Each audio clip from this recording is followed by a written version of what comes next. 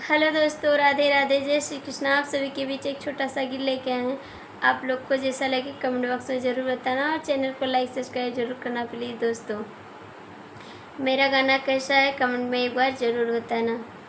जिने जा कमाई राजा देले हो, जिला घर ही में हिली।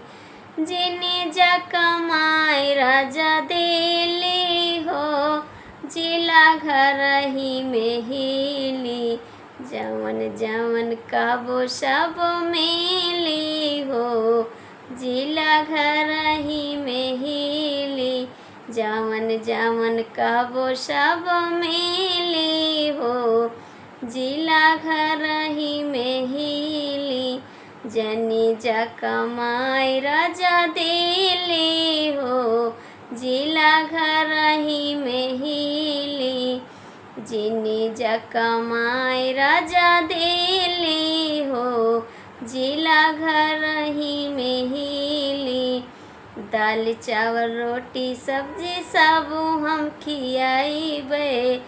दाल चावल रोटी सब्जी सब हम खियाइबे। हथवा से अपने पानिया पियई, हथवा से अपने पानिया पियइबे। जवन जवन काबो सब मिली हो, जिला घर ही में हिली। जवन जवन काबो सब मिली हो, जिला घर ही में हिली। जिनी जा कमाई राजा देले हो, जिला घर ही में हिली। जिनी जा कमाई राजा देले हो, जिला घर ही में हिली। अपने ही हाथा से बीरावा लगइबै, अपने ही हाथवा से बीरावा लगइबै। पान सुपारी हम तुहू के खियाइबै, पान सुपारी हम तुहू के खियाइबै। जवन जवन काबो सब मिली हो, जिला घर ही में हिली।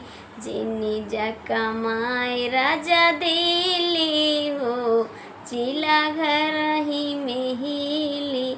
जिनी जा कमाई राजा देले हो, जिला घर ही में हिली।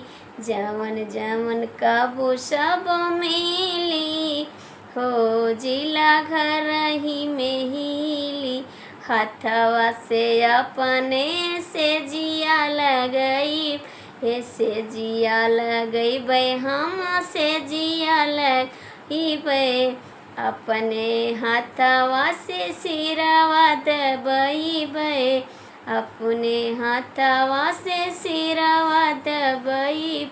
जवन जवन काबो सब मिली हो, जिला घर ही में हिली।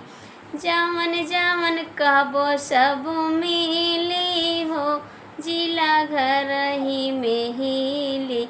जिनी जा कमाई राजा देले हो, जिला घर ही में हिली। जिनी जा कमाई राजा देले हो, जिला घर ही में हिली। मेरा गाना कैसा लगे कमेंट में बताना प्लीज़ दोस्तों।